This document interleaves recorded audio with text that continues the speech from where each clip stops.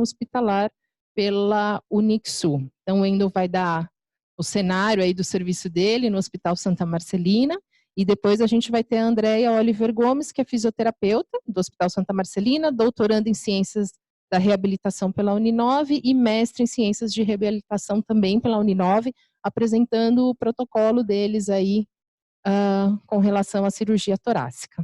Tá? Então, bem-vindos e vamos aproveitar. Boa noite. Obrigado. E queria primeiramente dizer que eu não tenho conflito de interesse nenhum em estar participando aqui hoje.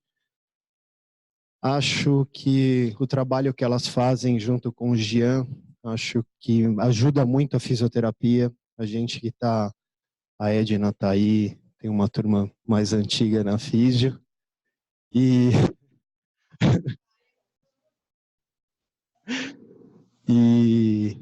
sabe o quanto a gente luta pela classe, e acho que um evento como esse, o quanto contribui para a fisioterapia crescer, né? Então, eu estou aqui, na verdade, para falar um pouco do meu serviço, de como foi começar a fisioterapia no Santa Marcelina, e até esse protocolo da torácica, que a gente está trabalhando cada vez mais e com bastante sucesso dentro de um hospital. E por isso eu vou falar um pouquinho do Santa, né, para vocês conhecerem da onde a gente vem, em que mundo que a gente vive, como diz a Daiane, Itaquera para o mundo, né? Não é? Porque Fortaleza, Rio. A Lívia pelo convite, e as meninas são fantásticas, apoiam a gente, e a fisioterapia em si, acho que é o mais importante. Então, são grandes desafios. O Santa Marcelina é uma instituição que foi fundada pelo... apertei errado, desculpa. Foi fundado pelo Beato Luiz de Biraghi, colocou o nome de Santa Marcelina porque é ela que entre os irmãos Sátiro e Ambrósio. O Santa Marcelina ele está presente em 8 países, na Albânia, Benin, Brasil, Canadá, Itália, Inglaterra, México e Suíça. Presente em mais de 9 estados brasileiros, com escola, creche, faculdade, hospitais. E a sua principal missão é a educação, saúde, a cultura e a pastoral. O Santa Marcelina de Itaquera, ele tem 57 anos, vai fazer 58 agora em agosto, né, desse ano. E a sua principal missão é oferecer assistência, ensino, pesquisa em saúde com excelência à luz dos valores éticos, humanitários e cristãos. Hoje é um pouco menos aqui, deve estar em torno de 80%, 82% atende SUS, né? É a grande maioria da nossa matéria-prima são os pacientes via SUS. Na época que o hospital foi fundado, que foi aqui, foi a primeira unidade que foi aberta em 1961, tinha 60 mil leitos nessa região que a gente fala que é o Focinho do Cachorro, que é a Zona Leste 2, em São Paulo, com 30 colaboradores. Hoje, em 2019, esse é o primeiro, que é esse aqui que vocês estão vendo, é o primeiro, esse tem esse complexo e tem mais outros prédios, tudo em volta. Lembra como os grandes hospitais, São Paulo, Hospital São Paulo, Santa Casa, que vai ficando tudo em volta, né? E hoje tem 712 leitos, eu sempre coloco interrogado, porque o pronto-socorro geralmente tem 60, 70 leitos, então esses 712 passa bastante. E com 4.500 colaboradores. E essa é a Madre Sofia Maquete, que foi a primeira administradora que nós tivemos no hospital. Isso daqui é um pouco do retrato da Zona Leste, do atendimento nosso lá, né, com mais de 35 mil internações, pronto-socorro com 300 mil atendimentos, tem um índice de quase 84% de ocupação, um índice de satisfação bem interessante para a região, porque ele praticamente é o HC da Zona Leste, então muito procurado, tudo acaba indo para o Santa Marcelina lá, em Itaquera. A rede tem 18 mil colaboradores hoje. dividido em vários hospitais. Tem hospital lá em Porto Velho, tem o Santa Marcelina do Itaim, Itaquá, Cidade de Tiradentes. Tem a rede da APS, que são mais de 100 postos de saúde, com parceria com o Estado e com a Prefeitura, em forma de OS. Tem o UPA, né? Então, na Zona Leste 2, o Santa Marcelina praticamente administra 52% da saúde entre os hospitais e postos de saúde na região. E o mais recente é esse Hospital Neomater. Quem é da região do ABC, não sei se conheceu ou já ouviu falar no Neomater, Santa Marcelina agora administra lá a parte de convênio particular. E para falar um pouco da fisioterapia rapidamente, a fisioterapia ela foi implantada na década de 90 pela irmã Helena. Algumas pessoas que conheceram, ela era uma fisioterapeuta e lutava muito pela fisioterapia. Hoje ela ainda é viva, mora na casa das irmãs lá, ela tem Alzheimer, pouco conhece a gente, mas foi uma das idealizadoras aí da fisioterapia. E ela trabalhava muito com técnico de fisioterapia nessa época. Em 97, o Crefito fez uma intervenção no hospital porque não podia trabalhar mais técnicos de fisioterapia. Aí teve que ser contratado fisioterapeutas. Eu sou um dessa leva, Juliana, Gisele, tem uma turma mais antiga aqui também que são dessa época aí. São experientes, velha guarda, vamos se dizer assim.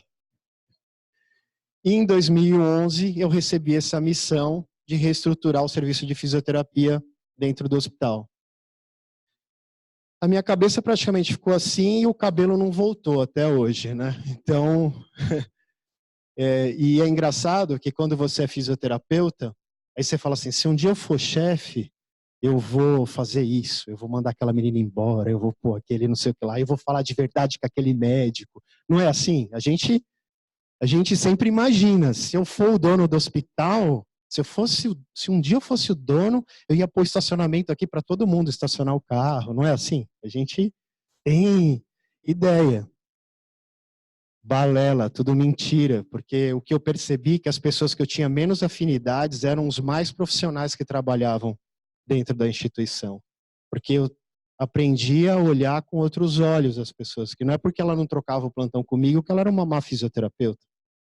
Né? Então, são coisas que eu fui aprendendo no dia a dia, né? Apanhando no dia a dia, para falar a verdade. E era assim o cenário em 2011. Eu tinha 30 fisioterapeutas para 720 leitos, era um supervisor, um coordenador de ensino, tinha secretária. A gente tinha um curso de pós-graduação geral com 10 alunos, 2 alunos da Fundap, e a gente registrava 2.800 atendimentos por mês. Era feito, como eu posso dizer, era manual, que contava as sessões de fisioterapia e passava para a direção do hospital. E aí eu comecei a pensar, o que eu faço? Fiz uma reunião com toda a equipe, quase apanhei. Aí comecei a chamar um por um, conversar para ver o que cada um pensava, o que achava que era o ideal para a gente fazer um atendimento digno aos pacientes, quais as dificuldades que eles tinham para trabalhar, e assim sucessivamente. Fiz uma reunião com a diretoria clínica e eles descarregaram um monte de coisas que eles gostariam que a fisioterapia exercesse dentro da instituição, e fui fazer visita nas áreas de serviço para ver, entender como é que era a UTI, enfermaria, porque eu trabalhava numa UTI, né? E assim foi.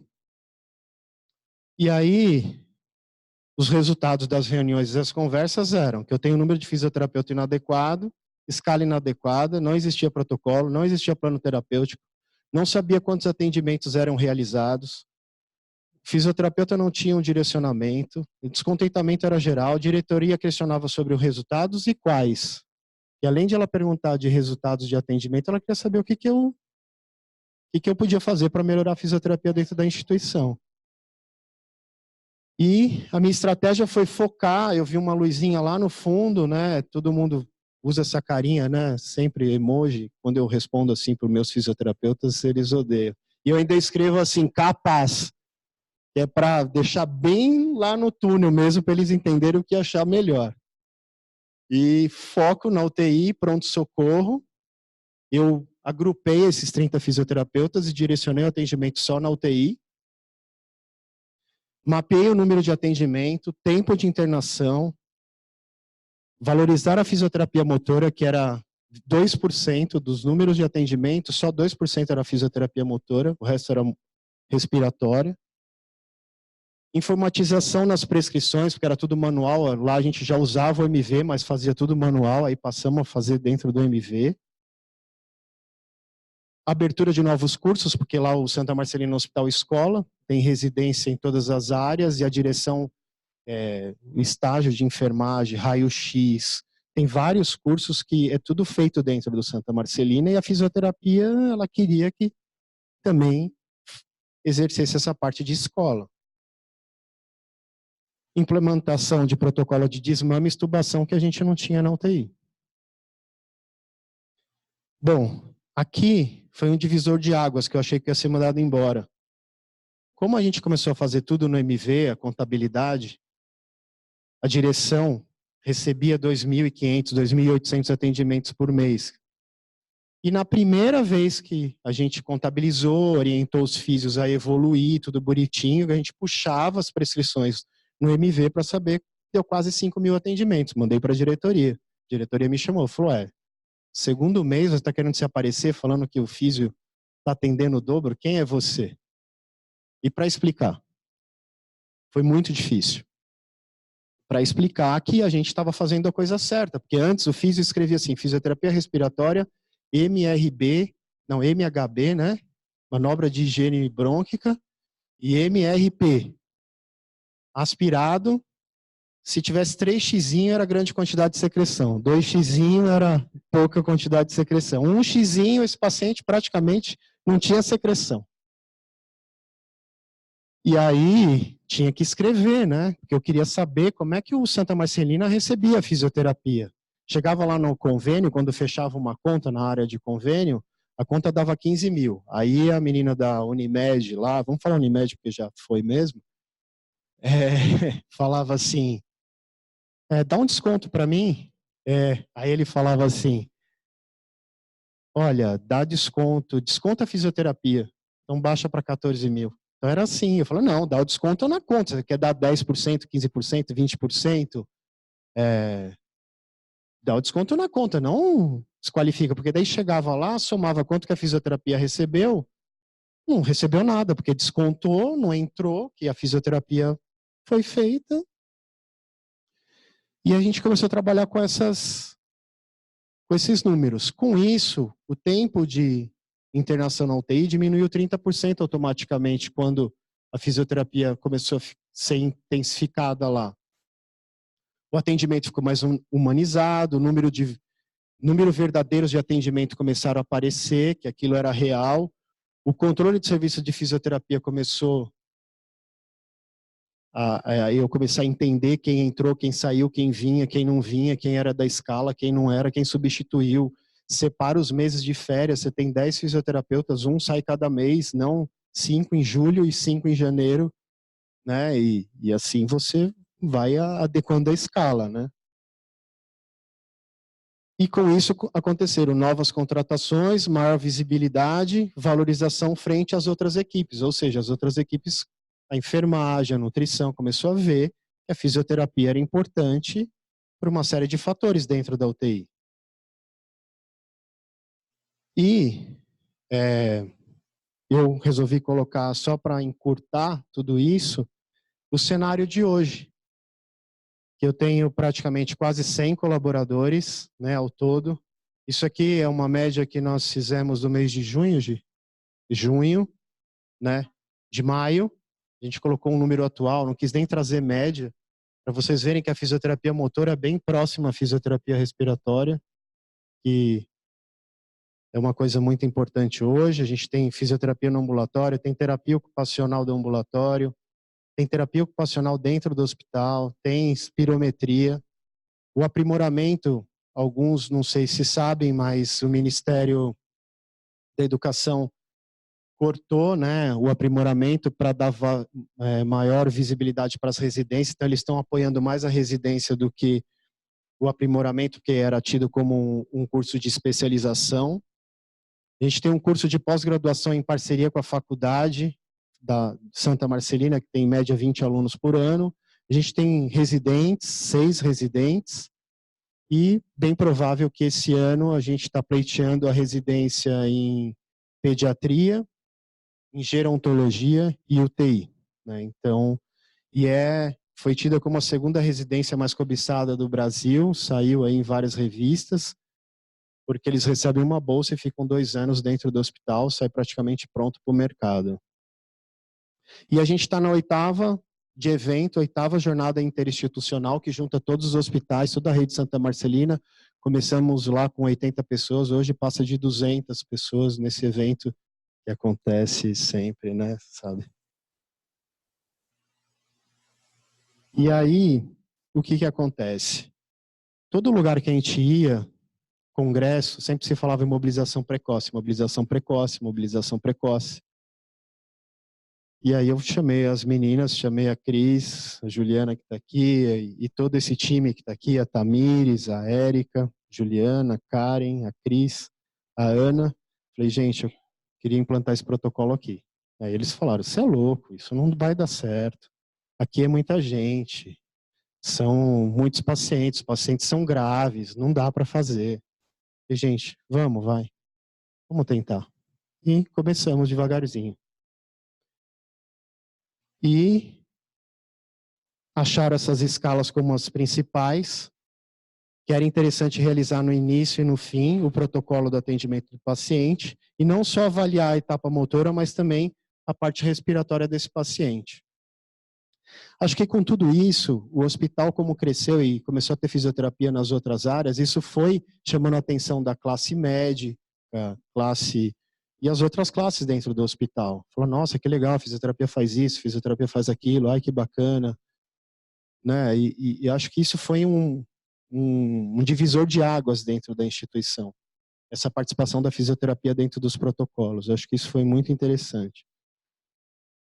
E os resultados apareceram. Você vê que o trabalho foi recente, uma aluna com uma colaboradora fez esse trabalho com a gente, para a gente em dezembro. A gente consegue ver aqui os dados clínicos do MRC inicial e final, a melhora, o IMS também final, a etapa motor inicial e final, ou seja, a gente sabe que o paciente entrou de uma maneira e saiu melhor, ele entrou na parte respiratória de um jeito e saiu melhor, sem falar que 40% dos pacientes morreram, ou seja, dá para ver que é uma UTI grave, de pacientes graves, não era uma UTI de pacientes entre aspas, liso. Eram pacientes graves. E a gente consegue ver que 58% deles tiveram alta. Né? Então, eu acho que através daqui, de outras coisas que a gente foi implantando, foi chamando a atenção para ter esse trabalho que a Andrea vai apresentar hoje. Né? E a gente tem isso lá, né? Mobiliza Santa, a gente usa vamos mobilizar, a gente sabe, a gente fez reuniões com o Ivens, que é um dos precursores aí da parte de mobilização precoce dentro da instituição, e a gente começou a ver que existem maneiras, a gente até essa cadeirinha a gente copiou de um outro hospital, mas a nossa manutenção acabou fazendo de uma maneira um pouco até mais confortável, estofada, andando com o paciente, levando o paciente lá fora, circoergômetro, não é o elétrico, é o mais simples, mas dá para fazer, prancha ortostática, a gente consegue ver que mesmo num hospital com, entre aspas, pouco recurso, a gente consegue ter um protocolo de mobilização precoce.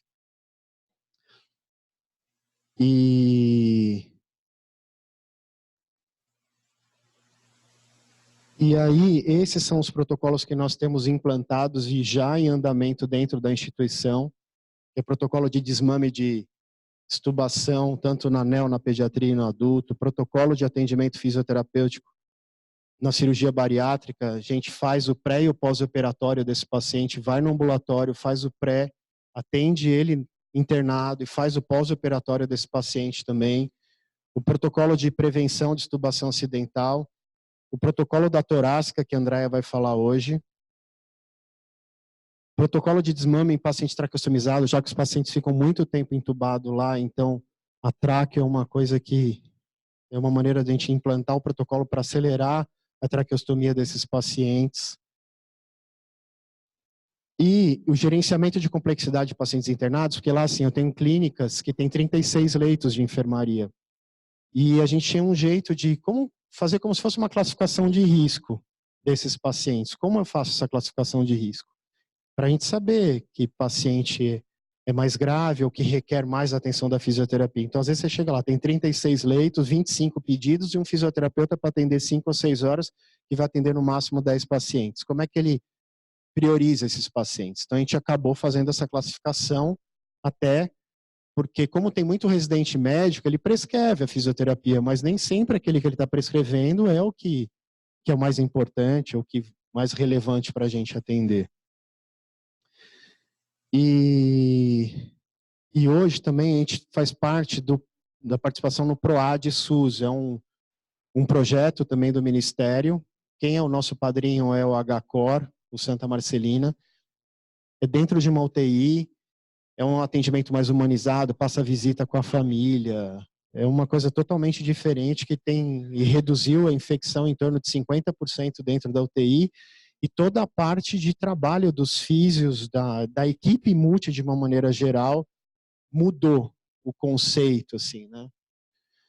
Então, eu costumo dizer que para quem há 7, 8 anos atrás tinha uma dificuldade grande de implantar um protocolo, e hoje a gente tem tudo isso praticamente implantado, eu acho que para muitos talvez seja pouco, mas para o nosso trabalho no dia a dia é um diferencial, né?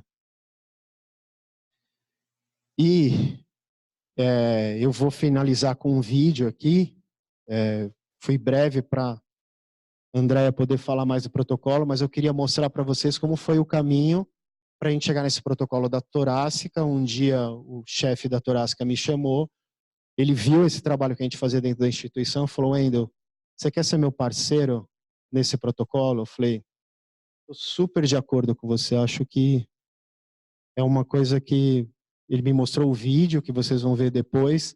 Eu falei: muito legal. E fomos na diretoria. Ele falou: olha, eu só começo a fazer esse protocolo da torácica se tiver um fisioterapeuta na minha equipe implantado, atendendo meus pacientes dessa maneira. Treinou a fisioterapeuta e nós demos o início. Foi muito difícil no começo, porque eu tinha a represária de todas, assim, uma maluca correndo com um paciente aqui dentro, fazendo exercício, o outro fisioterapeuta, ainda eu fico aqui o dia inteiro, atendo 12 pacientes, a fisioterapeuta atende só 4. Tem uma série de coisas que a gente teve que, vamos se dizer, bancar, né? Falar, não, vai dar certo, vai dar certo, vai dar certo, e os resultados começaram a aparecer, né? Então, pode colocar. Esse vídeo é um vídeo que sempre está na internet, e eu costumo dizer que quando eu comecei lá, esse cara me lembrou muito, assim, sabe? Você fica um louco lá, praticamente, cheio de ideia, e aí as pessoas te olham, passam por você, um tenta dançar do seu lado, e um te dá atenção, mas te dá atenção porque fica com dó de você, né? Fala, o que esse cara está fazendo? Aí você chama mais um, aí vem um outro, aí todo mundo fica olhando, aí um médico não te dá atenção, aquele médico mais antigo fala que você vai querer plantar protocolo de extubação aqui? Você é louco? Isso não existe. Aqui eu uso SMV. SMV, você fala, minha nossa. Então, você começa a se deparar com um monte de coisa, e aí você não desiste, porque vai um e fala, não, o Wendel está com um pensamento meio louco lá, ele não vai conseguir. Aí a sua equipe vai uma que tenta te agradar, porque fala, esse é o chefe, vamos ver o que ele quer, e vai, né? E você vai, aí começa a aparecer um outro, aí vem outro, fala, melhor eu ir, porque eu não vou ser o diferente de ficar sentado aqui, entendeu? Então, eu acho que quando a gente tem uma determinação e busca, tem um projeto, algo que te move, que você defende a fisioterapia, a classe da fisioterapia, eu acho que independente de onde você esteja, num hospital mega maravilhoso com todos os recursos, ou um hospital que você não tem recurso, mas você tem que traçar alguma maneira de alguém ver que aqui eu tenho certeza que talvez hoje 70% não é tão louco assim comigo, mas falar, deixa eu ir lá também, fazer esse protocolo de mobilização. Às vezes eles entram lá e falam assim, como é que eu ponho na prancha? Eu falo, então tá bom, vamos lá que eu te ajudo, entendeu? Então, como é que usa esse circo-ergômetro aí? O que esse fez aqui? Eu nunca fiz, mas tudo bem, se ele já está indo lá, já é um bom sinal para a gente, né? Então, esse vídeo retrata um pouco da minha realidade de quando eu comecei e como é hoje, e que cada vez mais eu procuro trazer gente para essa dança maluca que é a fisioterapia dentro de uma instituição hospitalar.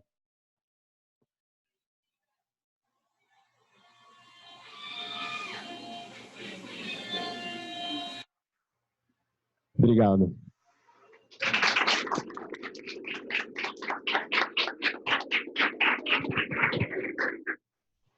Boa noite. Eu sou a louca de preto que chegou gritando e abraçando todo mundo e continuou correndo, né? Meu nome é Andréia. Eu sou uma das fisioterapeutas do Hospital Santa Marcelina. Quero agradecer o convite de apresentar para vocês parte do meu trabalho. É a minha realidade. Todas as fotos e vídeos de pacientes que vão ser apresentados aqui essa noite têm autorização deles. Eles adoraram gravar, e porque eles fazem parte de algo inovador para a fisioterapia.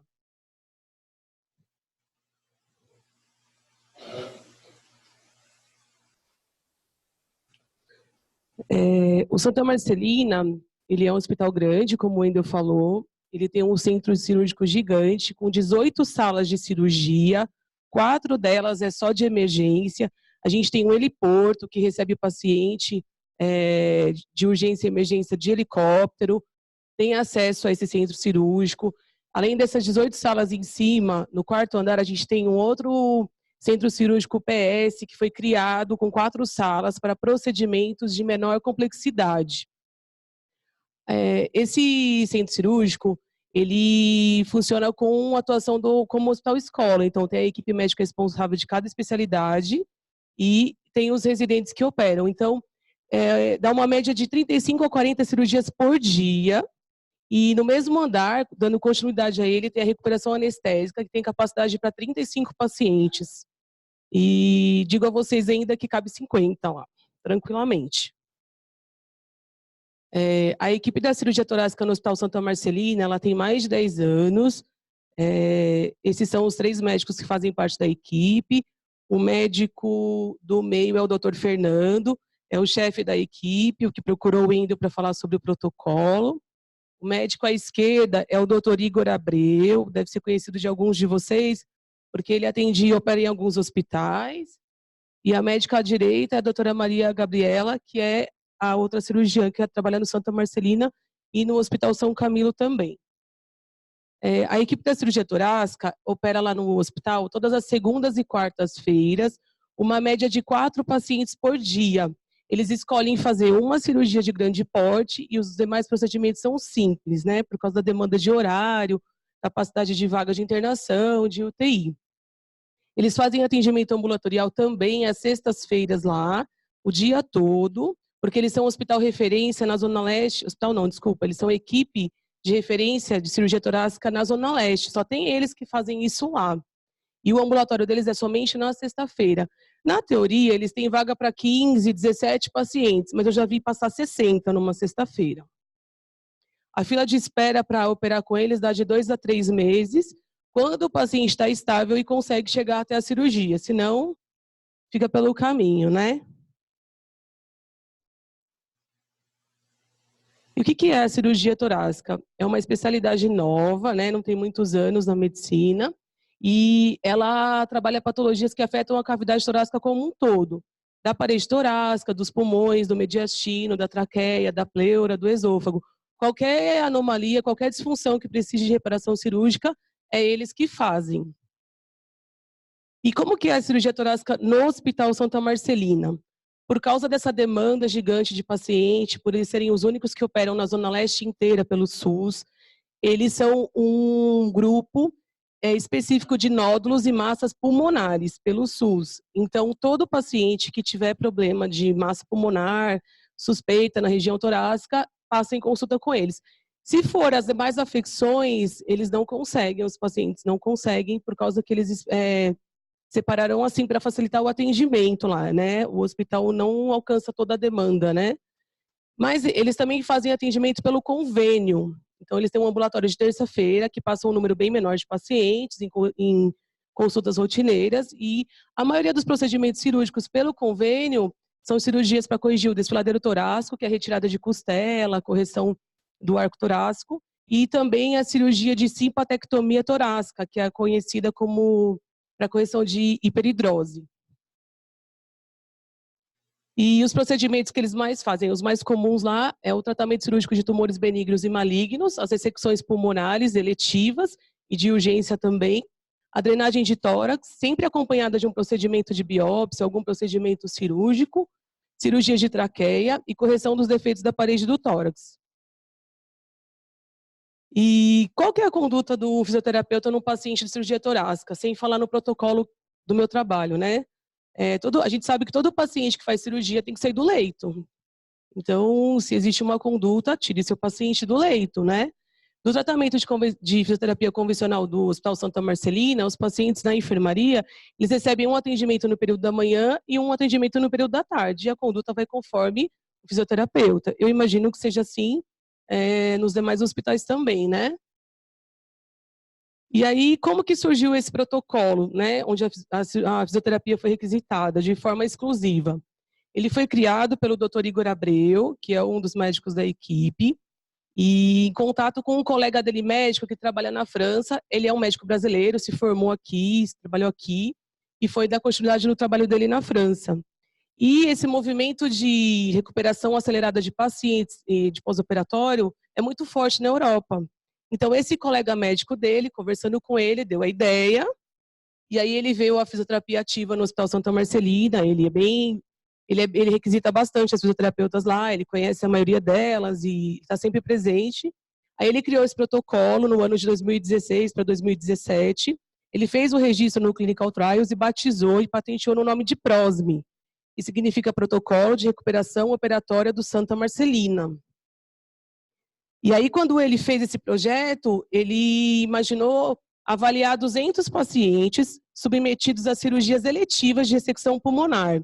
Então, ia ser um grupo específico de paciente, lobectomia, segmentectomia, pneumectomia, de forma eletiva. Então, ele ia avaliar esses pacientes, esses 200 pacientes, pelo período de 1 ano. Então, desde o momento que o paciente entra na seleção, do pré-operatório, até o acompanhamento ambulatorial após 1 ano.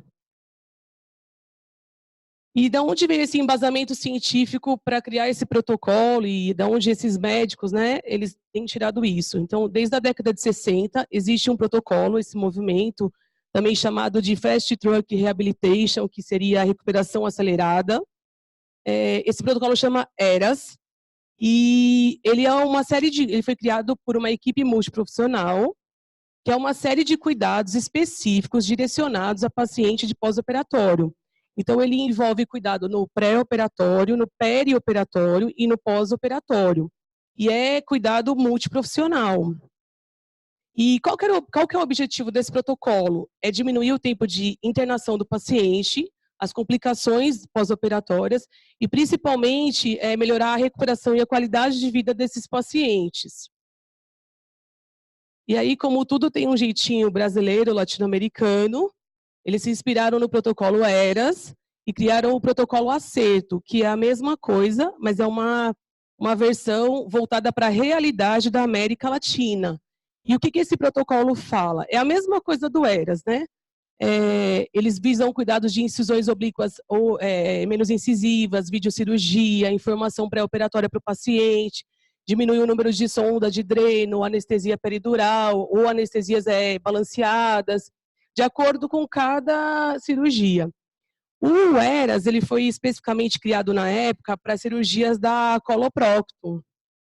Então, algum desses cuidados fala muito desse tipo de alimentação voltada para esse paciente, da coloprocto, da gastro, né? Mas ele pode ser adaptado para cirurgia torácica ou algum outro tipo de cirurgia.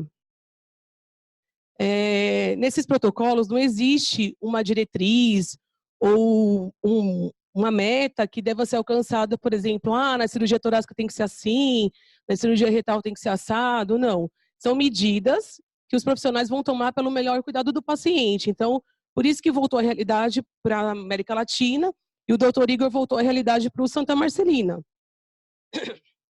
Eu escolhi 5 artigos científicos bastante interessantes que falam um pouquinho do começo e até atualmente desse trabalho do ERAS. Existem alguns estudos, não muitos, né? A maioria sempre voltado para estudo coloprocto. Mas todos os estudos, eles têm o mesmo objetivo, que é avaliar o tempo de internação, a qualidade de vida, se esse paciente reinternou e como que ele se recuperou, tipo, se teve sucesso, né? E principalmente a alta precoce do paciente. Então, esse primeiro estudo que eu escolhi é um estudo brasileiro, feito em 2006, e ele fala sobre a primeira vez que o protocolo foi implantado num serviço de cirurgia geral aqui em São Paulo, do Hospital Universitário Gigante. E é muito legal porque eles fizeram esse estudo cego. Então já existia o atendimento convencional, e aí eles implantaram um acerto lá. E eles não falaram para ninguém, só os profissionais que atendiam esses pacientes sabiam que esse protocolo estava em evidência. E aí eles fizeram uma coleta de dados por esse período, e eles concluíram que teve ótimo resultado, que o protocolo ele cumpria aquilo que ele foi criado, que era melhorar a recuperação e a alta precócia dos pacientes.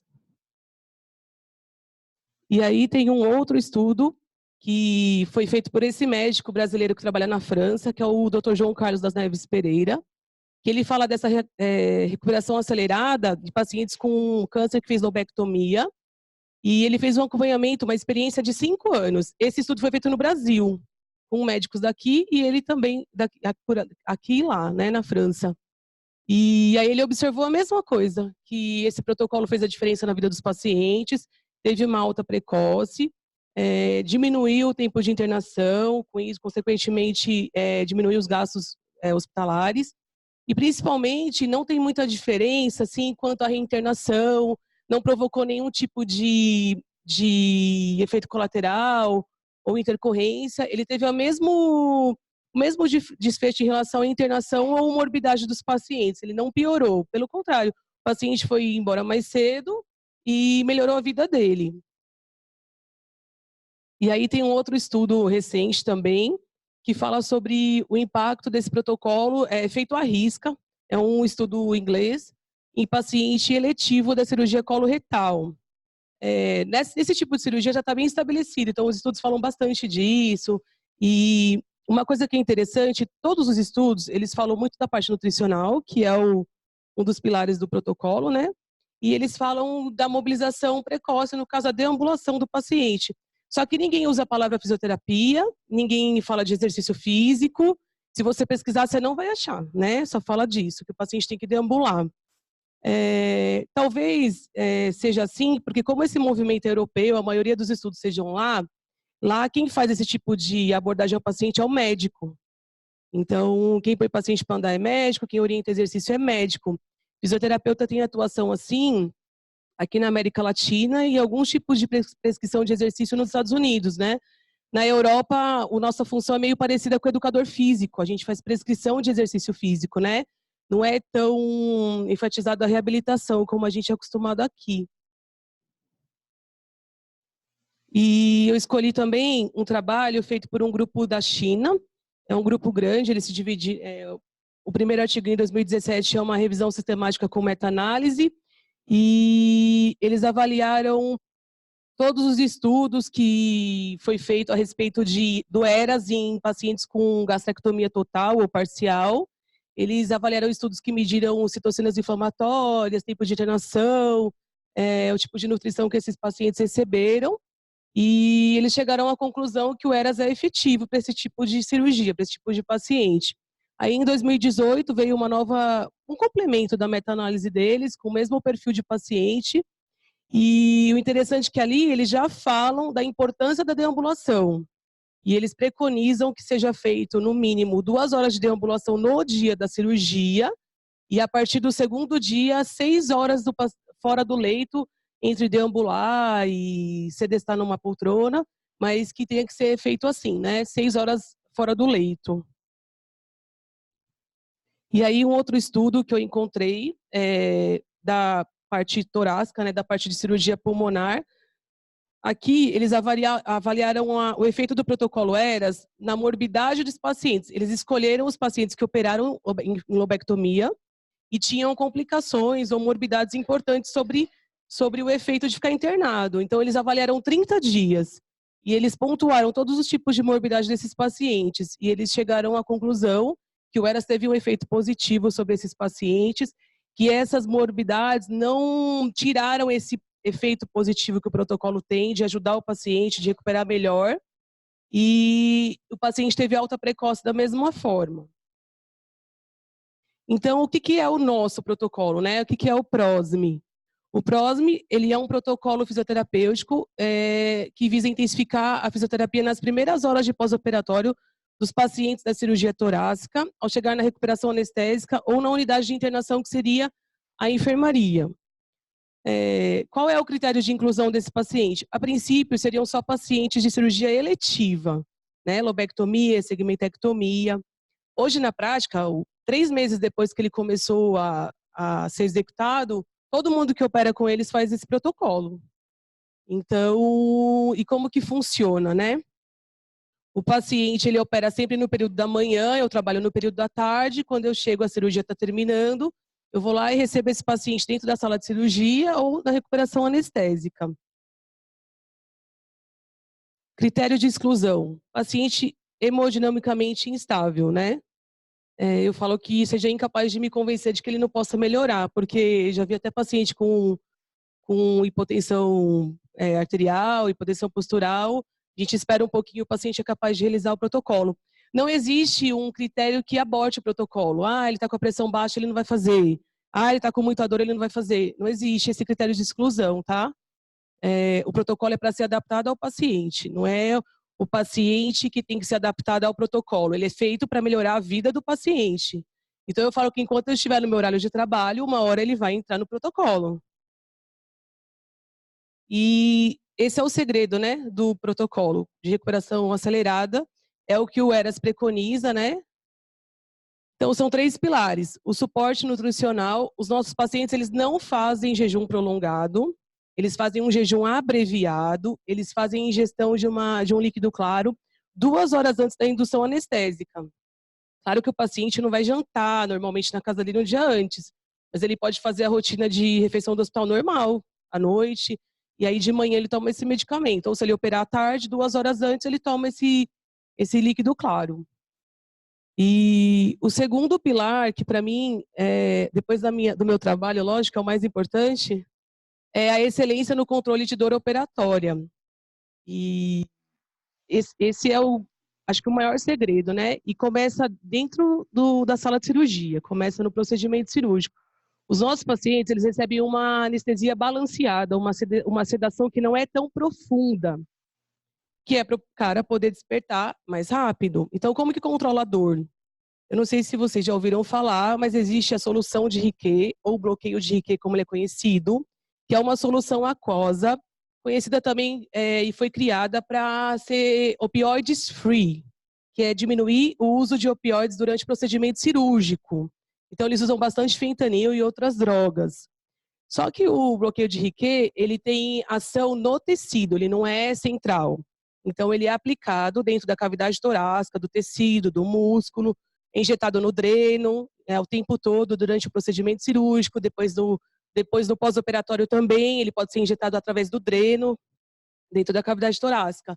Então, esse controle da dor pós-operatória é o que faz a diferença. O bloqueio de Riquet é um dos responsáveis por essa recuperação rápida no pós-operatório do paciente. E a gente tem também que o Dr. Igor, ele está se formando em acupuntura, né? Então, ele faz um trabalho de acupuntura nesses pacientes com dor pós-operatória, né? Existem pontos de dor da acupuntura, existem pontos de dor na acupuntura que estimula a respiração e a parte do tórax, e aí ele enfatiza com isso. A gente usa até pontos de acupuntura para despertar o paciente mais rápido, né? Por isso que o nosso paciente ele não tem opção de não estar no protocolo, né? Por esses motivos. As pessoas me perguntam, mas como você consegue? Eu falo, o paciente não tem opção. Ele só dá o bracinho para mim e vai, né? É assim. E aí vem o outro pilar, né? Que é a minha parte, que é a mobilização ultraprecoce do paciente. Por causa dessa sedação mais balanceada, mais leve, eles despertam rapidamente. O paciente da cirurgia torácica, geralmente ele é entubado, é intubação eletiva, e assim que ele começa a despertar, o monitoramento cerebral mostra que em média de 8 a 11 minutos, meu paciente começa a acordar. O anestesista estuba o paciente e coloca uma máscara de oxigênio nele, e a gente fica esperando ele acordar. Então, eu geralmente estou dentro da sala de cirurgia, se eu não estou, eu estou para chegar, ou às vezes o paciente demora um pouquinho mais, mas eu pego ele nessa fase. Então, quando ele começa a acordar, quando ele começa a querer saber onde ele está, ele já está sentadinho na mesa de cirurgia, fazendo exercício respiratório, fazendo fisioterapia. E aí, como é que é essa fisioterapia no protocolo? Quando ele foi criado, ele me disse, ele precisa fazer exercício respiratório e andar o mais rápido possível. Você pode andar 15 minutos com ele, deixar ele descansar, depois andar de novo. Mas eu tenho uma notícia, seu paciente pode correr. Eu falei, se ele pode correr, então 15 minutos andando é pouco, né? E aí, a gente entrou no consenso e escolheu exercícios respiratórios para conscientização diafragmática, da forma que quiser. Não existe um exercício preconizado respiratório. Mas a gente preconizou 2 exercícios ativos livres que esses pacientes precisam fazer. O de membro superior é a flexão de braço na parede. Depois eu vou mostrar o vídeo do paciente fazendo. Então, o paciente precisa fazer flexão de braço, com dreno, com dor, com sono, grogue, chorando. Vai fazer bonitinho, vocês vão ver. E ainda vai deixar filmar e depois vai ficar feliz que foi embora. E por que o exercício de flexão de braço, né? Por causa que o bloqueio de Riquet, ele é instilado na cavidade torácica. E como a solução dele, ela se adequa melhor à musculatura do peitoral, que é um músculo que tem o pH ácido, ele acaba cristalizando na região do músculo peitoral. Então, toda a medicação, todo o analgésico, fica concentrado na região do músculo peitoral maior. Então, se eu peço para o paciente fazer flexão de braço, eu incentivo, eu estimulo que esse cristal analgésico ele se dissolva, ele começa a se espalhar na cavidade torácica. Então, quanto mais exercício de flexão de braço meu paciente fizer, menos dor ele vai ter. É fácil fazer ele entender isso? Não. E o outro exercício que é primordial para nós é o exercício de agachamento. O paciente faz exercício respiratório associado a agachamento e alguns outros exercícios que eu vou inovando com eles. Por que o agachamento? Porque o agachamento é um exercício que estimula o diafragma. Toda vez que você agacha, você estimula o diafragma. E, consequentemente, o diafragma ele força o meu pulmão a respirar, a expandir.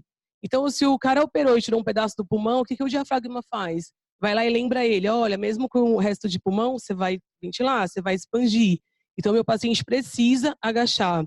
Existe uma diferença absurda no paciente que consegue fazer um agachamento legal e o que não consegue. E aí eu peguei, depois que eu criei todos esses exercícios, eu publiquei esse protocolo na Revista Brasileira de Fisioterapia, na Revista Baiana de Fisioterapia. Lá está explicando bonitinho como é que é feito, o tipo de medicação. E aí vem a parte que eu mostro para vocês na prática como é que é feito. Esse primeiro vídeo é o seu expedito, um paciente de 78 anos, tinha 50 minutos de cirurgia e foi levado para a UTI porque eu já estava indo embora. Aí eu fui lá conhecer ele e queria saber se era verdade que ele podia correr. Aumenta o volume, por favor. Você pode voltar? Gente, o paciente está assim porque ele ia deitar no leito da UTI e ficar quietinho. Aí eu cheguei lá e queria conhecer para ver como é que ia ser. Então eu tirei ele do jeito que estava. Ele autorizou, tá? Ele tinha 50 minutos de cirurgia, ele conseguiu fazer os exercícios, ele foi o primeiro paciente que eu atendi, eu já treinei ele correndo no corredor, e depois ele não queria ficar deitado no leito. Ele falou para a enfermeira que ele podia ficar sentado pelo menos até às 11 horas da noite, que ele estava bem. Aí começou a parte difícil, né? Conversar com os colegas e começar a fazer entender, né? Você... correndo que nem uma louca e as pessoas reclamando de mim, né? E o Wendel falava, só corre com eles. É o exercício de flexão de braço, o paciente tinha 1 hora de cirurgia, é o seu ídio, ele foi embora no mesmo dia da cirurgia. A gente teve alguns casos de paciente que chegou, acho que 4 ou 5 pacientes nossos, nesse 1 ano de protocolo, foi embora no mesmo dia. Ele saiu da cirurgia meio-dia e meia, 1 hora, 7 horas da noite ele era liberado. Eles não querem ir embora porque eles têm medo. Né? Eles têm medo, mas eles têm condições de ir embora. E a gente não viu reinternação desses pacientes por conta do protocolo. Todos os que reinternaram, ou era recidiva da doença, ou outros problemas, ou acaba deslocando o dreno, alguns vão embora de dreno, outros não. Mas por causa do protocolo, não, a gente não viu nenhum.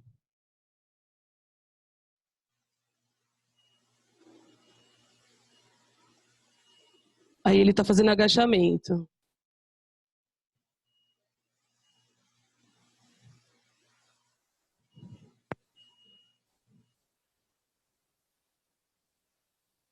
Aqui ele está fazendo o cicloergômetro. Ele gostou tanto que ele queria que eu arrumasse uma bola para jogar com ele. Isso aqui é na recuperação anestésica, tá, gente? 50 minutos de cirurgia. Como o protocolo lá, todo paciente que opera, ele tem que ficar pelo menos 1 hora na recuperação anestésica para ver como que ele se recupera, para o anestesista, então, liberá-lo, né? Quando é paciente da cirurgia da bariátrica, ele tem IRA prolongada, que a gente fala. Eles ficam cerca de 6 horas lá, de 6 a 9 horas. Mas, em geral, fica 1 hora. O meu paciente com 1 hora já faz isso, né? Geralmente o anestesista vem e já deixa alta assinada para eles. E aí foi quando eu falei para ele se ele queria correr. A gente gravou 5 vídeos, porque ele gostou de correr e não tinha espaço. Ele adorou e ele queria... Eu gravei 5 vídeos, ó. Ele brigou que não tinha mais espaço. E aqui é o depoimento de uma paciente nossa que foi embora no dia seguinte.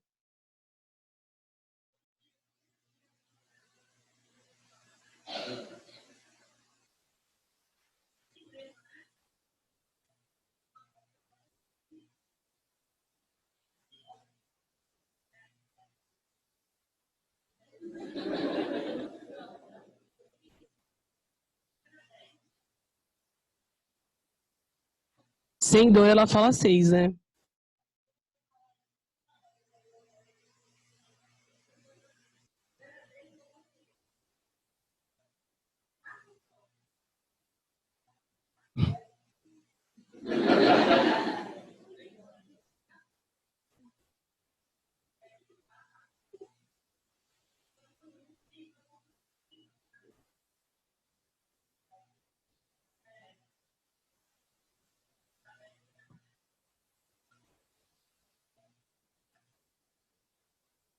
Depois dessa classificação de dor dela, toda vez que eu pergunto para eles, eu falo, tá doendo? Ah, muito. Não, não, é pouco. Aí eles falam um número nada a ver, eu falo, então, se eu cutucar o dreno no senhor é 10. Eles, não, não, então tá doendo 2, 3. Porque eles não têm muita noção de avaliação, né? E aqui é o vídeo de um paciente que a gente está saindo andando do centro cirúrgico. E ele veio o tempo todo perguntando, mas eu posso andar já? O médico sabe disso? Cadê o médico? Eu falei, o médico tá filmando a gente, dá tchau pra ele, olha lá. Ele foi embora no mesmo dia. E aí vem a parte boa, né? Que são os nossos resultados. Então, a média de permanência em dias do tratamento convencional seria 7 dias. E com o protocolo do PROSME, caiu para 3 dias. Então, o meu paciente, ele interna um dia antes, ele opera, no dia seguinte ele tira o dreno e vai embora. É difícil o paciente que fica 2 dias com o dreno. Isso daí vai de acordo com a literatura, porque uma coisa que o Eras fez foi cair a internação em 2 dias. Todos os estudos falam isso, que diminui pelo menos 2 dias na internação dos pacientes. E aí vem a parte que interessa também, né? Que é o dinheiro. Olha a diferença no valor, né? O convencional, um tratamento de um paciente seria por volta de R$ 14.800 e o Prosme, R$ 8.415. Pensa na alegria do Wendel mostrando isso, né? E aí, com todos esses resultados, durante esse um ano e meio que eu tô lá, durante um ano eu fiz uma amostra de conveniência, eu coletei dados de 53 pacientes, eu avaliei a dor pela EVA, eu ensinei eles primeiro, né? E aí eu avaliei a dor deles e vi um resultado absurdo do pré para o pós-operatório. Nesses pacientes especificamente, a gente tratou a dor só com acupuntura. A gente não deixava vir nenhum tipo de medicação para ele. A gente separou a dor por esse motivo, né? Para poder classificar. E a gente teve uma melhora absurda nesses pacientes. E também eu avaliei a funcionalidade com a escala MIF. Eu não vi diferença funcional nesses pacientes, porque depois que eu fiz o trabalho e estava terminando, eu pensei que, como eles não têm um déficit funcional quando eles internam, então eu não ia ver mesmo muita diferença, né? Talvez se fosse algum tipo de avaliação de esforço, como o Borg, pudesse ser diferente, né? E também eu fiz uma avaliação, né? Então, quanto mais fisioterapia o paciente fez, mais rápido ele saiu do dreno, que é um gráfico de correlação. Quanto mais fisioterapia ele fez, menos dias ele ficou internado. Aí eu peguei esse estudo, chamado de a viabilidade da aplicação do protocolo de recuperação acelerada em pacientes submetidos à cirurgia torácica e enviei para um congresso do ERAS, que acontece a cada 2 anos, e em maio desse ano foi na Inglaterra. Eu enviei esse trabalho, ele foi aceito e apresentado como pôster eletrônico lá. É o primeiro trabalho que aparece o nome da fisioterapia no ERAS. Eu intensifiquei e falei muito sobre o efeito da deambulação ultra precoce nesses pacientes. Por isso que eu avaliei a dor e a funcionalidade, para ver se ia influenciar se a deambulação podia mudar ou não. E aí foi aceito e foi apresentado como pôster eletrônico lá. E aí está a chave do sucesso do protocolo, né? Que é o jejum de líquidos claros que eu falei, anestesia geral balanceada, né? Contando muito com a solução de Riquet, que é o que dá suporte a esses pacientes, e a comunicação positiva, que é uma ferramenta usada na PNL, que é o jeito que você fala com o seu paciente, né? Então, eu tive que adotar uma linguagem comum com os médicos. De verdade, os meus pacientes, eles não têm opção, eu não fico perguntando, eu não fico falando da dor, eu não uso a palavra não para eles, né? Eu sempre falo, o senhor já vai andar, a gente vai lá fora, eu vou chamar sua família. Os meus pacientes eu levo para tomar café na lanchonete, o meu paciente eu levo na missa. O meu paciente é aquele que você chega lá, ele está ajudando outro paciente a descer do leito, ele fala assim, aquela moça de azul, a doutora falou que é para sair, que é para andar. Às vezes é paciente ortopédico, ele está do lado na enfermaria, quando eu vejo, está ele tirando o paciente do leito. Aí eu falo, é bom andar, né? Mas é só cirurgia do pulmão, tal, tem que explicar. Então, ele é um paciente que ele assimila rápido, embora ele não concorde de prontidão, não esteja pronto emocionalmente, tipo, eu operei, preciso sair fazendo tudo, mas ele é um paciente que evolui rápido para isso, né? Eu falo que quando ele está bem, quando ele está pronto para brigar comigo, ele está de alta. E aí ele não lembra mais que doeu, que ele fez fisioterapia obrigado, né? Que a fisio ficou em cima dele. Então, essa comunicação positiva faz toda a diferença com o paciente. E a fisioterapia ultra precoce, né? É o estar ao lado do paciente o tempo todo. Eu sou fisioterapeuta exclusiva desse paciente quando ele opera. Então, se tem 1, 2, é o que eu fico com eles. Eu estou o tempo todo com eles. Eles não têm opção de fugir de mim, de não dar, volta depois, entendeu?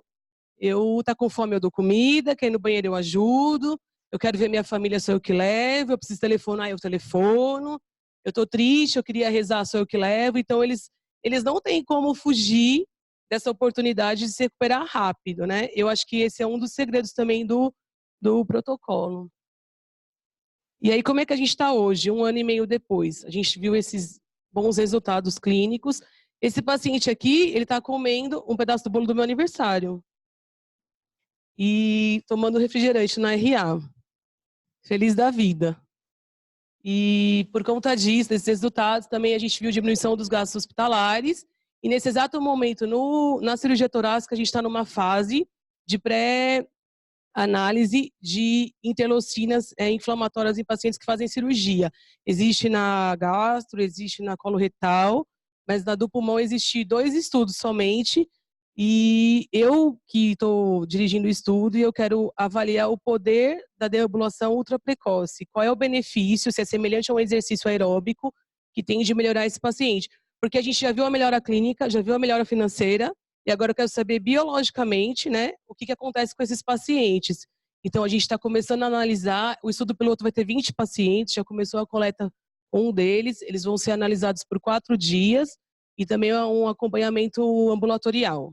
Eu acho que daqui uns 2 anos a gente já pode falar mais alguma coisa, né?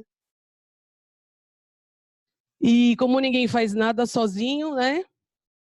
Eu tenho essa equipe que eu chamo de Dream Team, né? Aí é o meu Dream Team, né? É com muito orgulho, com muita alegria que eu posso contar com a colaboração das enfermeiras, das auxiliares e técnicas de enfermagem da recuperação anestésica e centro cirúrgico. Aí tem os meninos que trabalham no transporte de paciente.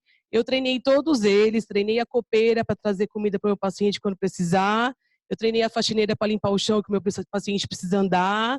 Eu treinei a enfermagem para me ajudar a descer, para não ter medo, para não amolecer quando o meu paciente quiser deitar. A enfermeira é a primeira que fala, não pode deitar, não vai deitar, né? Eu vou no banheiro, ela fica, a físio já vem, não pode, né? E então, eu acho que também parte desse sucesso é por conta dessa equipe que eu fui encontrada por eles, né? E eu queria terminar agradecendo a eles e falei que onde eu fosse com esse trabalho, eles estariam comigo, né? Toda vez que chega funcionário novo, residente novo, médico novo, eles são treinados ou recebem informações a respeito desse protocolo. Obrigada.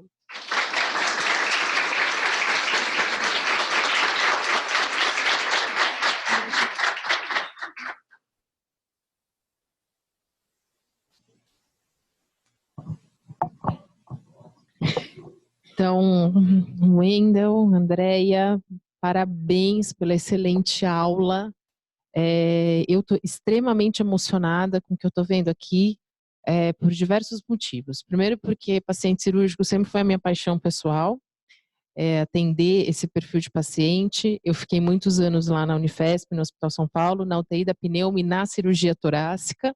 Então, a gente brigava muito para conseguir tirar esses pacientes do leito e ver a proporção que isso está tomando hoje me deixa muito, muito feliz de saber que lá atrás nós já estávamos no caminho certo. Essa equipe do Dr. Igor, eu tive o prazer de trabalhar com eles durante muito tempo no São Camilo, então é uma equipe por quem eu tenho muito carinho e que sempre foram muito, muito parceiros do grupo da fisioterapia do hospital. Então, assim, eu fico com um orgulho alheio, assim, sabe, do colega tá dando certo e fazendo um trabalho nessa proporção. E mais do que tudo isso, ver a fisioterapia engajada nisso e sendo reconhecida e valorizada com esses resultados que vocês estão apresentando. Até recebi aqui alguém, acho que foi a Mariana do Samaritano Paulista, falando do ERAS, que eles aplicam lá para os pacientes de cirurgia torácica. Para o Samaritano Paulista hoje é o antigo Total Core, então é uma referência em pacientes cardiológicos. E acho que tem um comentário dela aqui, ó, da Mariana, Samaritano Paulista, e parabenizando vocês pelo trabalho aí com os pacientes de cirurgia torácica. Vamos abrir para as perguntas, então. Pergunta do chat, perguntas aqui. Eu fiz uma lista de perguntas, gente. Então, assim, por favor, aproveitem a oportunidade de vocês, porque se eu fizer a primeira, eu não vou dar oportunidade para mais ninguém. Vamos lá.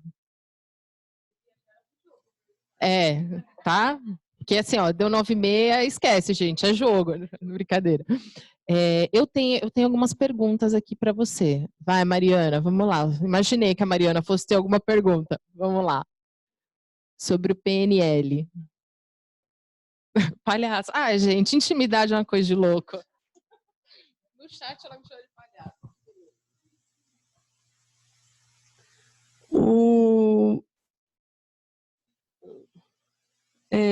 Na verdade, o Dr. Igor que estudou o PNL, né? E ele que me treinou. Olha, quando eu cheguei, os médicos já tinham essa linguagem, já usavam, né? O PNL com os pacientes, e principalmente a comunicação positiva. Agora, a equipe da RA do Centro Cirúrgico sou eu que uso, né? Eu que falo, eu não falo o que é PNL, eu falo com eles já assim. Então, é a forma que a gente se comunica. Mas um treinamento para a equipe do Centro Cirúrgico e recuperação anestésica não teve, não. Foi só para a gente da cirurgia torácica mesmo.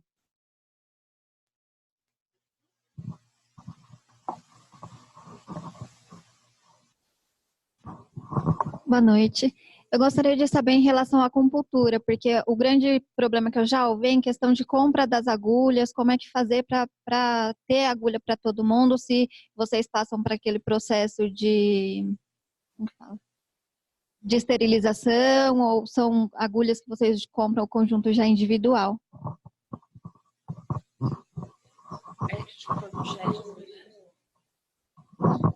Olha, todo o material da acupuntura, ele sai do bolso do Dr. Igor. É ele que doa para os pacientes, né? São descartáveis, ele joga fora, mas é dele. Ele compra, ele usa. Como ele trabalha com isso, é por conta dele mesmo. Não é doação, não é do hospital, não é nada. É por conta dele mesmo. E é descartável. Mais alguém aqui?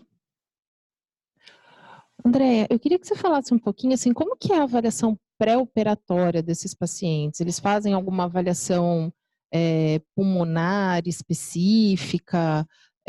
A avaliação motora, você falou que previamente eles não têm nenhum déficit, então a primeira pergunta é se eles fazem alguma avaliação da parte respiratória especificamente, e se você puder falar para a gente um pouquinho da cirurgia em si. Porque, assim, pelo desempenho dos pacientes, eu acredito que sejam cirurgias minimamente invasivas, até por conta do ERAS e tudo mais. Falasse um pouquinho, assim, o que é passado para vocês com relação ao procedimento cirúrgico.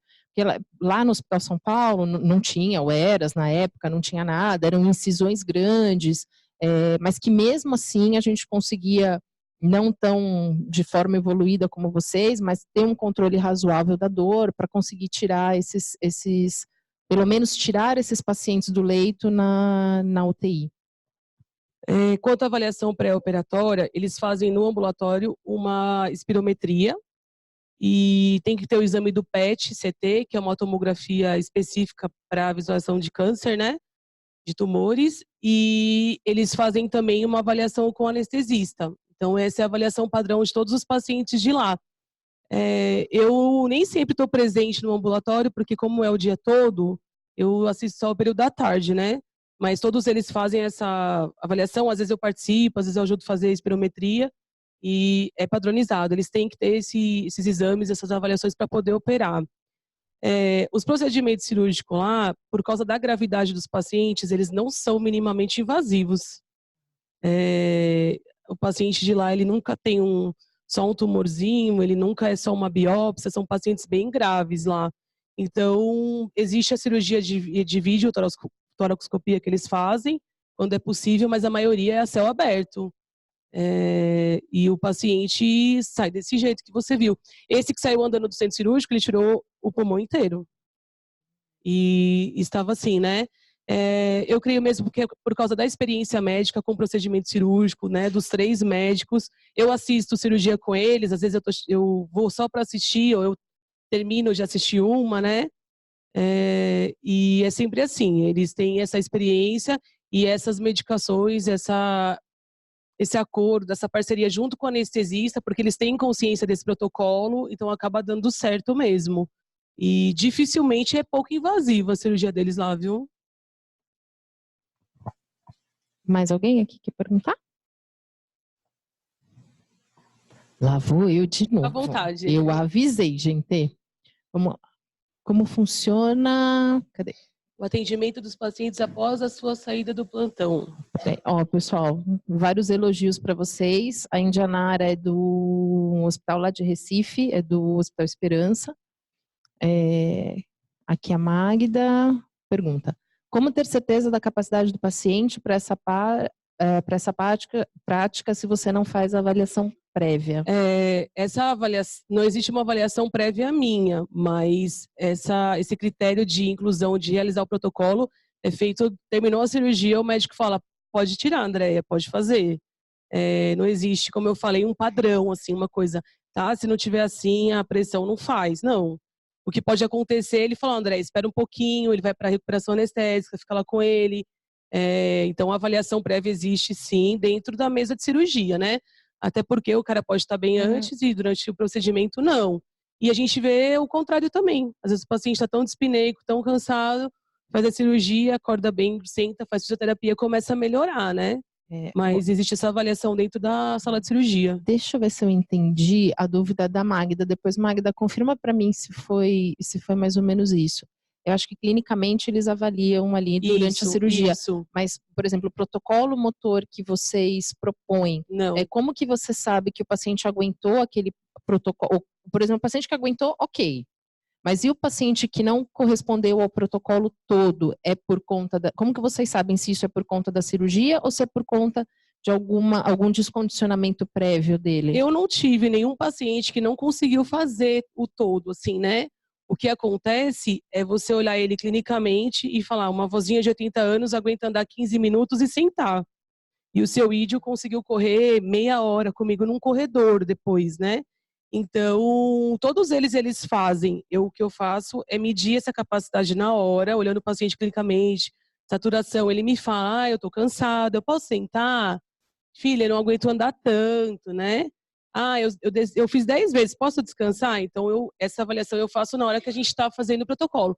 Mas que não conseguiu realizar, não tenho ninguém que não conseguiu realizar. Maravilha. Até paciente amputado, com prótese, sem a prótese de muleta, fez fisioterapia.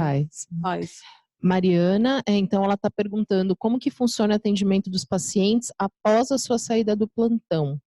Se você sai às 19, se deixa algum direcionamento para esses pacientes pós-plantão. Depois que eu vou embora, na verdade, eu fico a tarde inteira dando a orientação para ele, né?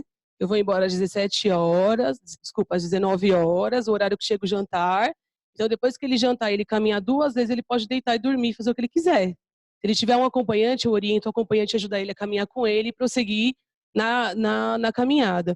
Não existe uma continuidade da fisioterapia por conta da demanda do plantão noturno, né? Elas são fisioterapeutas de urgência e emergência, então elas não têm condições de dar continuidade nesse protocolo. Mas o paciente e a criação do protocolo, ela visa a participação do familiar. Muitos dos familiares, eles entram na recuperação anestésica comigo e ficam assistindo. Às vezes eles mais atrapalham do que ajudam, né?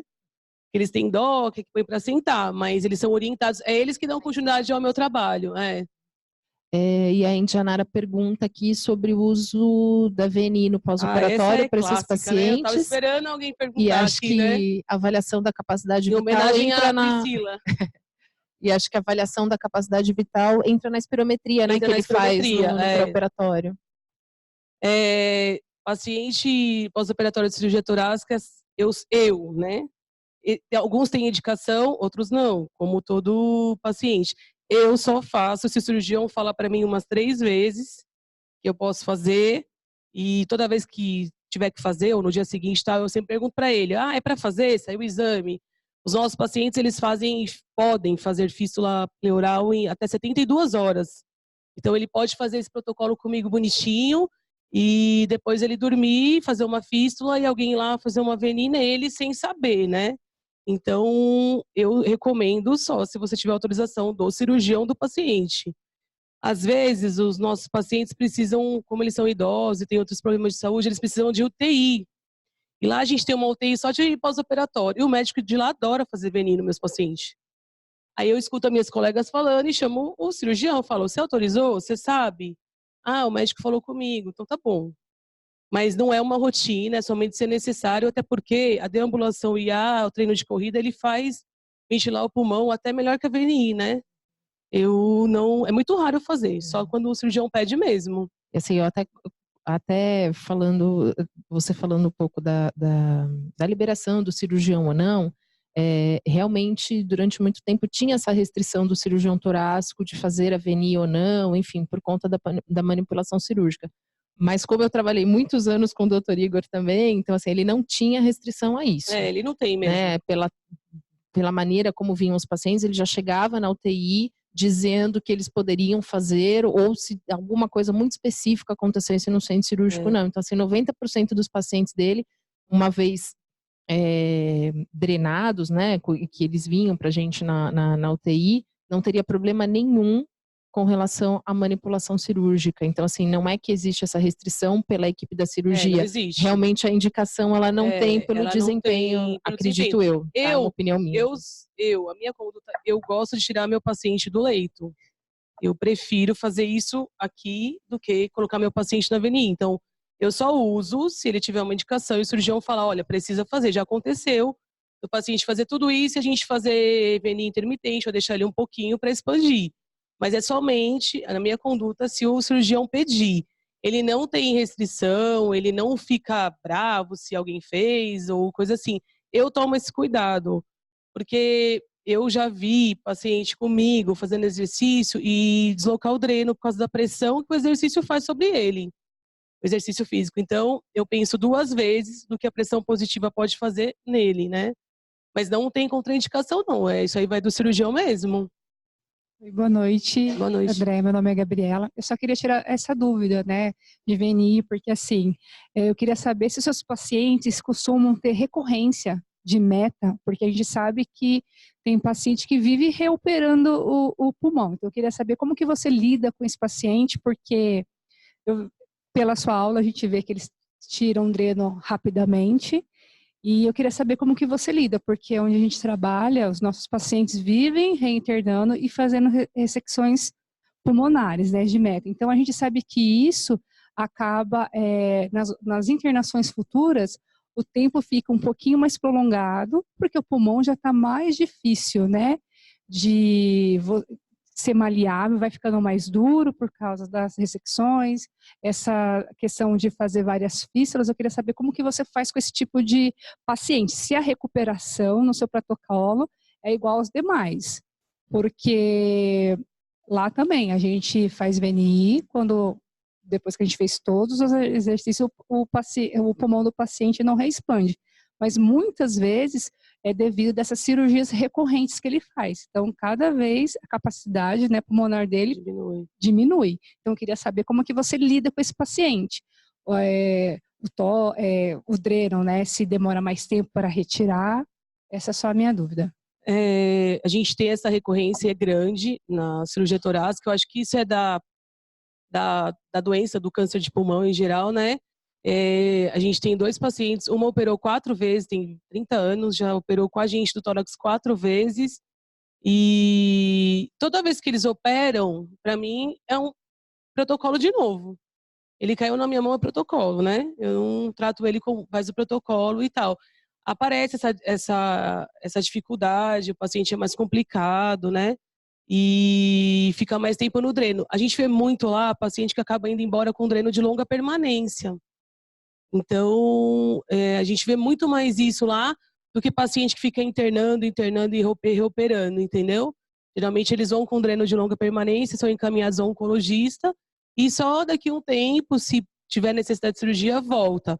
Mas é uma coisa comum para nós. Eu trato eles como um paciente do protocolo ou atendimento da cirurgia torácica normal. Eu vi aumentar 2, 3 dias só de internação, porque os médicos da cirurgia torácica, eles fazem isso, né? Eles colocam um dreno de longa permanência, se for isso que tiver segurando a internação, e o paciente vai para casa com o dreno. Aí eles fazem acompanhamento com a gente semanal no ambulatório. Todo paciente que tem dreno vai para casa, ele vem toda semana com a gente. Vocês passam orientação de exercício físico para eles continuarem em casa? No ambulatório, Sim, no pós? A gente passa. Eu te fiz essa pergunta porque lá na Unifesp nós tínhamos o grupo de risco cirúrgico, que era um grupo de pneumologistas que avaliavam todas as cirurgias do hospital e elas avaliavam o risco de complicação pulmonar. Então, eu te perguntei da espirometria, porque nós fazíamos espirometria, fazíamos exames de imagem, e para cirurgias de ressecção pulmonar, a gente via o valor da função pulmonar do paciente, o que seria resseccionado, e nós fazíamos um cálculo, enfim, para prever o quanto sobraria de função para aquele paciente no pós-operatório. Então, eu acredito que cada vez que esse paciente reinterna, que ele vá fazer uma ressecção nova, essa função pulmonar, ela vem caindo. Mas, em contrapartida, no ambulatório de fisioterapia, a gente mantinha a atividade física do paciente, a reabilitação pulmonar, porque quanto melhor o condicionamento físico dele, maior vai ser a tolerância dele a essas ressecções pulmonares, e aí o desempenho dele pode, a gente aumenta, né, a capacidade dele por mais tempo. Existe essa orientação. Vou só fazer a perguntinha dela aqui, aí eu já levo para você. Pergunta da Magda. Ela está perguntando com relação à higiene brônquica, se esses pacientes costumam ficar muito secretivos. Não costumam. O som pulmonar do meu paciente é atrito pleural. Dificilmente ele é secretivo, só se ele for fumante, né? For um DPOC crônico e já for assim, mas por conta de ser paciente da cirurgia torácica, por operar, não, muito difícil. Mesmo porque entubou e tal. Eles levantam da mesa de cirurgia, né? Então não tem tempo, né, de ter secreção, é muito difícil. Sou eu aqui. Boa noite. Boa noite. Parabéns pela aula. Obrigada. E a minha pergunta é assim, a sua atuação é um oásis, né? Que não é a nossa realidade, né? Que o atendimento é 2 vezes por dia, 3 vezes, enfim. E eu queria que você, se você pudesse, descrever como é que é a partir do momento que você chega no centro cirúrgico, como é que é esse período que você passa com o paciente? O que é que você faz? Você, acredito que intercala exercício com caminhadas. Queria que você descrevesse um pouquinho. Eu chego na sala de cirurgia, já vejo se o paciente tem condições de sentar na mesa de cirurgia, eu busco a cadeira de rodas, a gente senta ele. Aí, se ele já está acordadinho, começa a responder algumas coisas, eu ensino ele a respirar, começo a fazer exercício tipo ativo assistido com o braço, e o tempo todo a gente falando para ele que começou a fisioterapia, que ele operou, que ele está bem. Aí eu encaminho, se ele está bem, eu tiro ele andando do centro cirúrgico até a RA, que é atravessar esse corredor. Se ele ainda está mais ou menos, eu levo ele na cadeira de rodas. Eu fico ao lado dele na RA. Então, aí eu tiro a touca, lavo o rosto do paciente, pergunto para ele se tem familiar, ou às vezes vou atrás de um familiar, trago o familiar lá dentro e já começo a providenciar água para ele beber, coisa para ele comer. O paciente precisa se alimentar para aguentar fazer isso, né? Geralmente eles já estão bonitinhos assim, tipo, conversando, falando, não gosto de bolacha, não quero. Aí a gente já fala, vamos ficar em pé, se ele ainda não ficou, vamos. Eu sempre começo com a deambulação, né? Então, se o paciente está bem, vai eu e ele de braço dado, normal, né?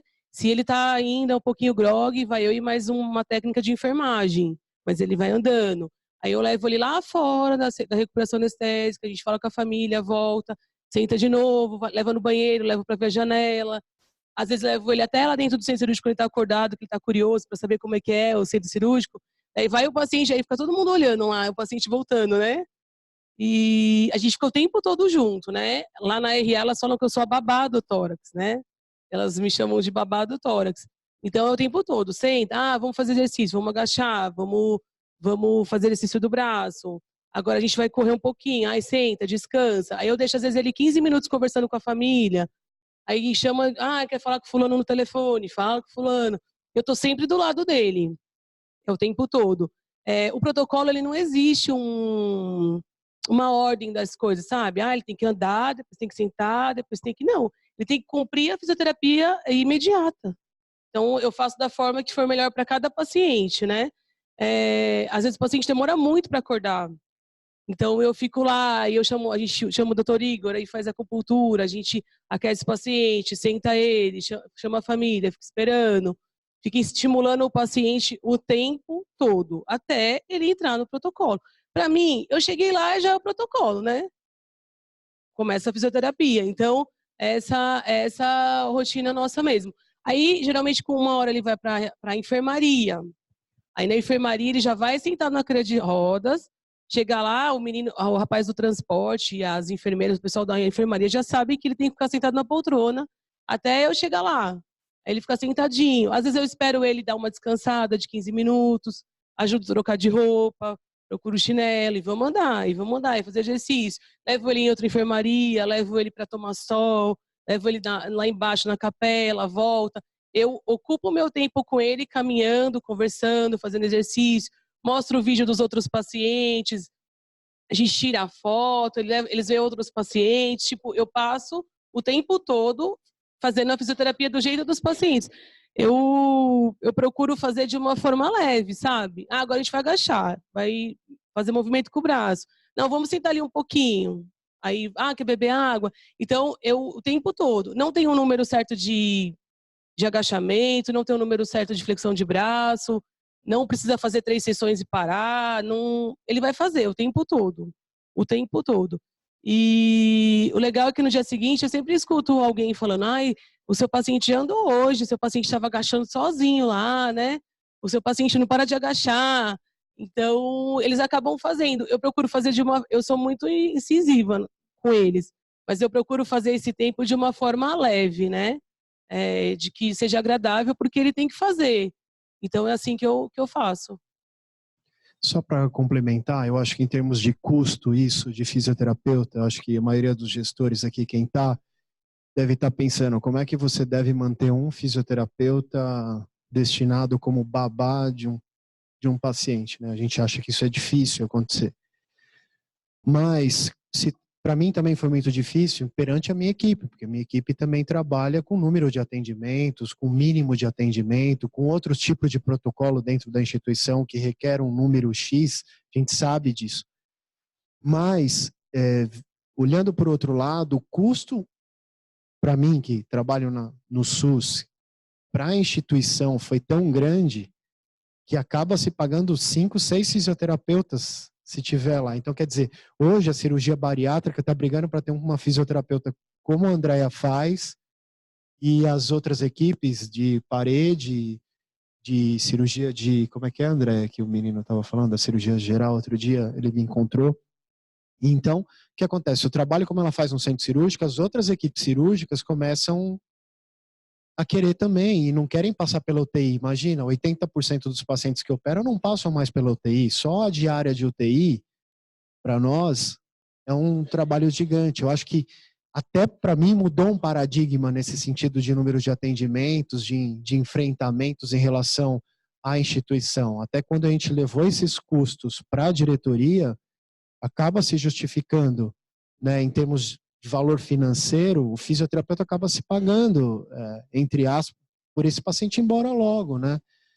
E então, só para complementar, eu acho que para mim também foi muito difícil isso no começo, porque imagina, a fisio fica o dia inteiro com 2 fisioterapeutas, no tempo vago ela vai atender esses pacientes que ainda estão internados na enfermaria, a gente acaba otimizando o tempo dela de uma outra forma para que atende, mas no dia da cirurgia ela fica exclusiva para fazer esse protocolo virar, entendeu? Então acho que isso foi um divisor de águas para mim também dentro da instituição, e em termos de custo, acredito que a diretoria está muito satisfeita, tanto que está viabilizando outras formas, outras maneiras da gente ter mais físio até, tá bom?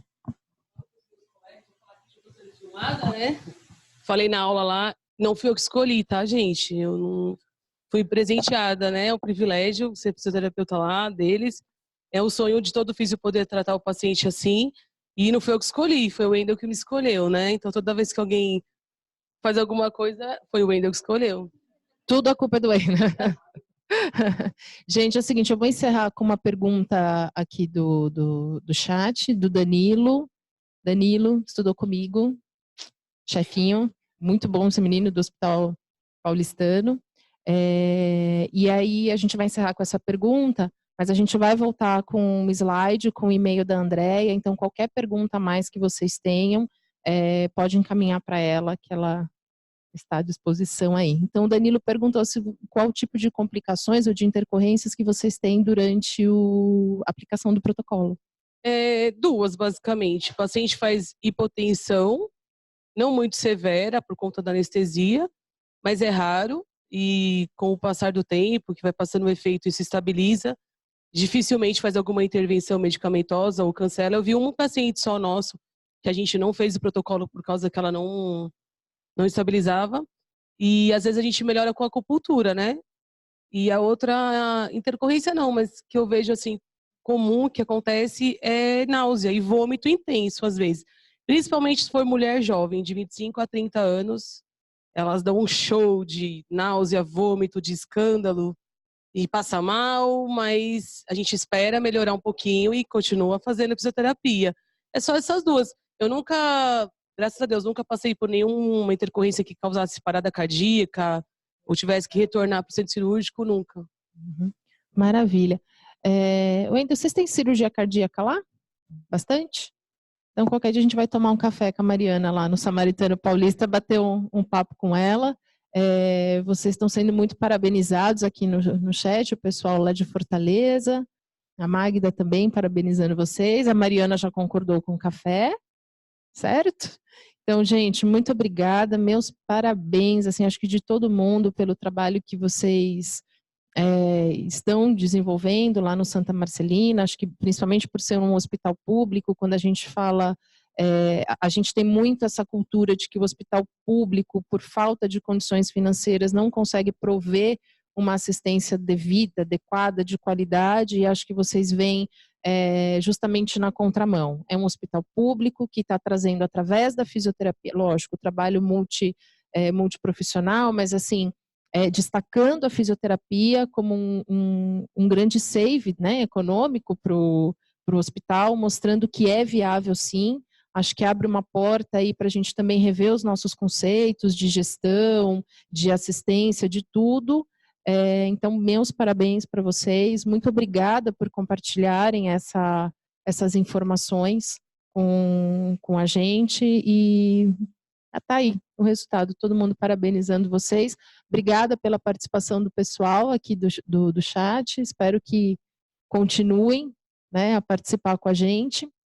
O próximo evento vai ser no mês de julho, agosto, setembro, provavelmente vai ser no dia 10 de setembro, tá? Mas aí a gente vai confirmando mais para frente com vocês. Então, obrigada a todos, para quem está aqui presente, todo mundo recebeu um papelzinho com o número. Tá, então agora a gente vai ter um jantar com esse... Você não recebeu? Pô, a palestrante não vai jantar? A gente tem um jantar ali para a gente poder se confraternizar e bater um papo. Tá bom? Obrigada, Wendel. Obrigada, Andréia. E parabéns.